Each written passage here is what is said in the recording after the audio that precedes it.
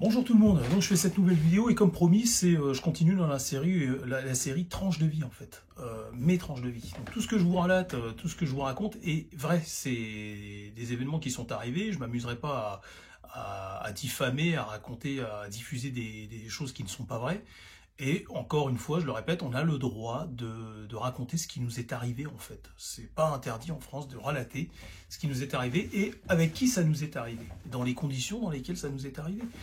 Et donc, moi je suis chauffeur poids lourd, hein, vous pouvez regarder mes vidéos, hein, je l'ai jamais caché. Et une fois, j'étais du côté de Méru, très loin de chez moi, et on nous demandait en fait d'acheminer de la terre là-bas dans un champ, de vider la terre. Et d'un point de vue écologique, je raconterai cette histoire parce que c'est une double histoire en fait. Il y a aussi un côté très néfaste point de vue écologie sur cette histoire. Mais là, pour l'instant, j'en suis sur l'incivisme. Et donc, on devait aller sur un chantier, on nous remplissait le camion et nous, on allait dans ce champ et on vidait la terre en fait, d'un chantier, cette terre qui était vraiment polluée. Mais on la vidait dans un champ. Bon, je raconterai ça plus tard. Et donc, on vidait la terre, il n'y avait qu'une seule entrée, une seule sortie pour accéder à ce champ, et il y avait ce qu'on appelle un peller, c'est un chargeur, c'est un tracteur, avec une grosse pelle devant pour ramasser comme ça et soulever et déplacer les volumes.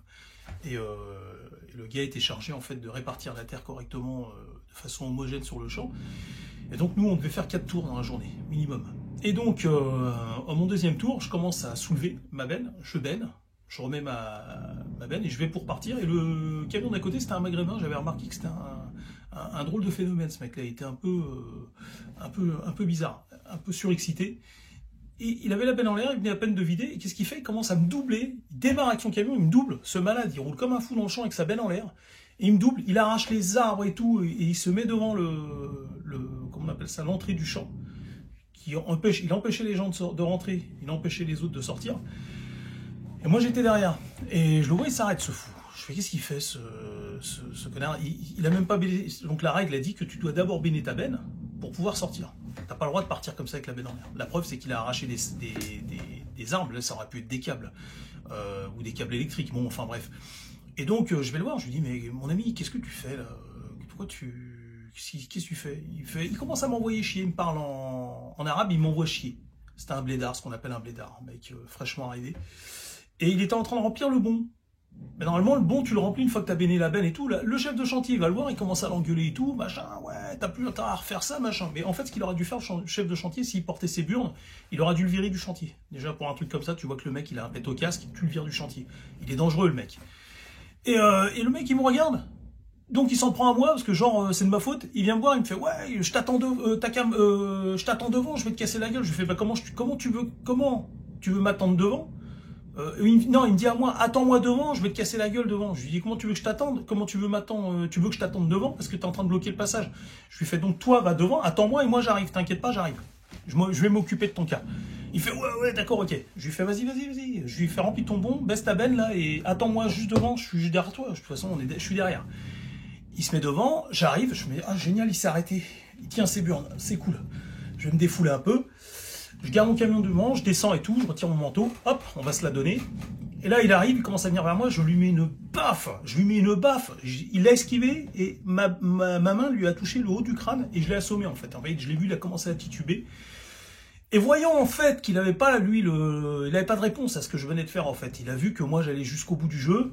Et donc il a commencé à tituber, il me fait non, c'est bon. Je lui fais, c'est bon ou pas? Ça y est, je t'ai rempli la gueule, c'est bon? Enfin, je l'ai loupé, mais bon, je lui fais, c'est bon, t'as vu le potentiel ou pas? Est-ce que tu as vu le potentiel? Non, mais c'est n'importe quoi d'en arriver là. C'est des trucs de gamin, quoi. Mais qu'est-ce que tu veux faire face à ça?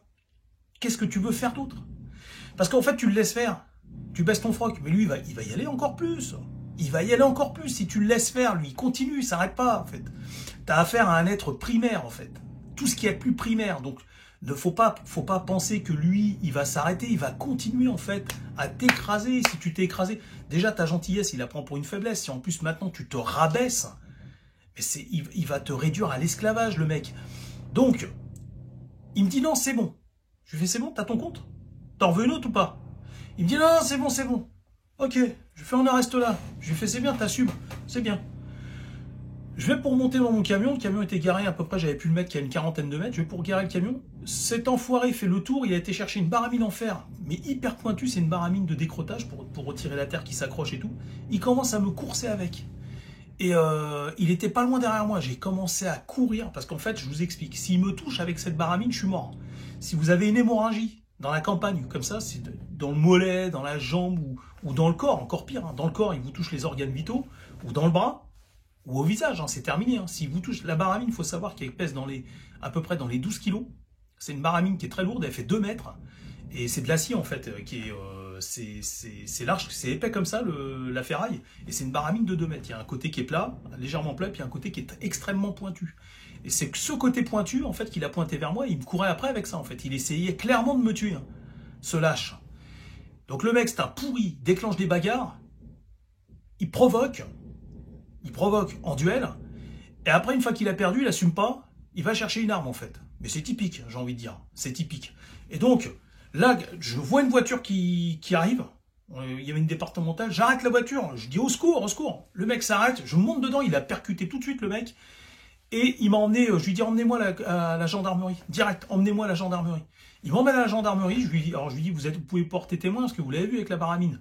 C'était un vieux, il avait pas très bien vu ce que... laisse tomber, pas de chance quoi.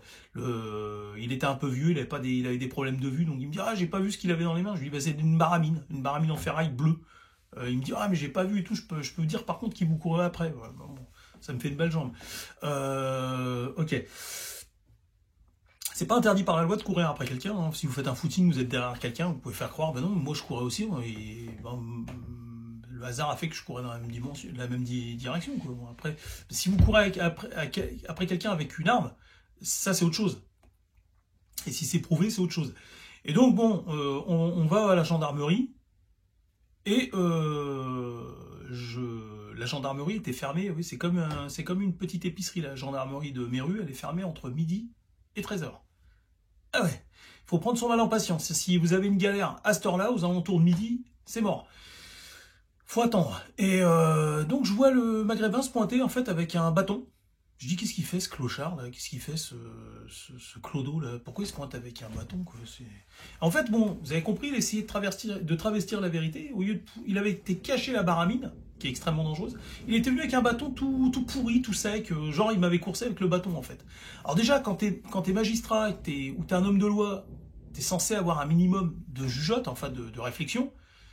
Et tu te dis, mais pourquoi il éprouve le besoin de venir et de se justifier avec un bâton, en fait? C'est bizarre quand même. Pourquoi il veut invisibiliser quelque chose? Il veut minimiser quelque chose. Pourquoi il vient avec un bâton? Ça sert à quoi? Enfin, si moi je l'accusais de m'avoir frappé avec un bâton, ça va pas très loin l'histoire. À moins que ce soit un bâton de dingue, une batte. Mais un bâton trouvé dans les bois, bon, l'histoire, vous savez, elle va pas aller très loin. Bien qu'on puisse tuer quelqu'un avec un bâton, j'en suis persuadé, mais avec une branche, je sais pas. Donc, ça dépend de la branche. Et là, il se pointe avec une branche, toute pourrie et tout, à la gendarmerie. Je fais, mais c'est incroyable. Et là, je vois des gendarmes qui étaient en pause déjeuner, je leur dis, bah attendez, vous voyez le mec qui est là? Moi, je viens porter plainte contre lui. Il était avec une baramine, et là, il fait mine de... Genre, il maquille la vérité, travestit la vérité, il vient avec un bâton pour faire croire qu'il m'a agressé avec le bâton. Je fais, moi, par contre, je suis arrivé avant lui, donc ma plainte, faudra la prendre avant lui. Ils me font ouais, pas de souci et tout. Et ils commencent à l'attraper. Ils me font vous êtes qui monsieur? Vous avez vos papiers? Ils l'attrapent et tout. Ils étaient hors service, hein, mais ils n'étaient pas dans leur service, mais ils l'attrapent, ça c'est bien. Ils l'attrapent et ils l'emmènent dans la gendarmerie. Alors je sais pas exactement où parce que j'ai pas vu la pièce où il était. Est-ce que c'était une garde à vue? Est-ce que c'était apparemment c'était juste pour taper une déposition? Je leur dis bien, mais lui faites pas taper la déposition avant moi. Hein. Je lui fais le monsieur est témoin. Cette personne m'a agressé. Non, vous inquiétez pas. Donc après ils me font rentrer plus tôt que prévu, à 13h moins le quart, et ils commencent à prendre, ils me font attendre, et puis à 13h, ils me prennent ma déposition. Et je leur explique ce qui s'est passé et tout. Alors ils se rendent sur place avec moi à l'endroit de l'agression, ils essaient de retrouver la baramine, ils me disent, bah écoutez, on sait pas où est cette baramine. Je leur dis, mais il y a une baramine, contactez le patron, contactez son patron, il va vous certifier qu'il y a une baramine sur le camion. Il faut la retrouver cette baramine. Baramine de 2 mètres, de presque 15 kilos, quand même. Il a dû la cacher quelque part. Il est stupide, donc il a dû la mettre dans les bois pas très loin, ou dans un fourré, là, quelque part. Et donc, impossible de retrouver la baramine. Et ce qui se passe, je reçois une lettre, donc l'histoire elle en reste là, je reçois une lettre comment on appelle ça, de la procureure de Beauvais. 6 mois après, affaire classée sans suite. Donc en fait, je suis quoi moi? Je suis comme de nombreux Français, en fait, on n'a aucune considération pour nous, en fait. On nous oblige à vivre avec ces gens-là, et quand en fait ça tourne au grabuge, en fait, on est complètement abandonné, en fait. Complètement abandonné par l'appareil judiciaire, en fait. Et l'affaire classée sans suite, il y a un gars qui a essayé de me buter avec une baramine en ferraille. Je serais mort dans l'agonie s'il m'avait touché avec. Mais le mec, tranquille, quoi. Il vient d'avoir ses papiers, il agresse les gens, il emmerde tout le monde. Ça passe crème. Il n'y a aucun problème, quoi. Mais, non, mais sérieux, où est-ce qu'on va? Où est-ce qu'on va? Et moi, je suis pas le pire, parce qu'il y a des femmes qui se sont fait violer, dont l'affaire, elle a été classée sans suite. Il y a des affaires pires que ça qui ont été classées sans suite. Et quand tu te dis que Macron, son neveu, il a été bousculé dans sa chocolaterie de mes deux, là, il a été bousculé par une bande de petits mecs, là, des petits Français de souche, là, qui sont venus le bousculer, donc c'était pas bien méchant. C'est parti en référé directement au parquet direct. Et ces gens-là, ils ont été à la case prison dès le départ. Direct. Donc quand tu bouscules le neveu de Macron, en fait, tu vas direct en tôle. Par contre, si on essaie de vous buter, vous, là, la France d'en bas, là, vous inquiétez pas, ça va pas bouger. Hein. Affaire classée sans suite. Affaire classée sans suite. Et puis bah, c'est pareil pour le fils de Sarkozy, il s'était fait voler son scooter, on a débloqué au moins 500 000 € pour le retrouver en fait, les moyens qui ont été développés qui ont été débloqués pour retrouver en fait le voleur du scooter du fils de Sarkozy, et on a retrouvé son scooter dans les 24 heures qui suivaient. C'est une histoire vraie que je vous raconte. Par contre, moi on essaie de me buter, l'enquête bâclée, et puis après ça passe au tribunal, c'est classé affaire sans suite. Voilà, tranche de vie. Alors je précise que le gars était musulman et qu'il était maghrébin d'origine marocaine. Voilà. Je vous dis à bientôt et je vais recommencer en fait, parce que je veux pas que les vidéos soient trop longues. Je vais vous raconter encore une autre tranche de vie encore avec un maghrébin musulman. Ça vous va? À tout de suite.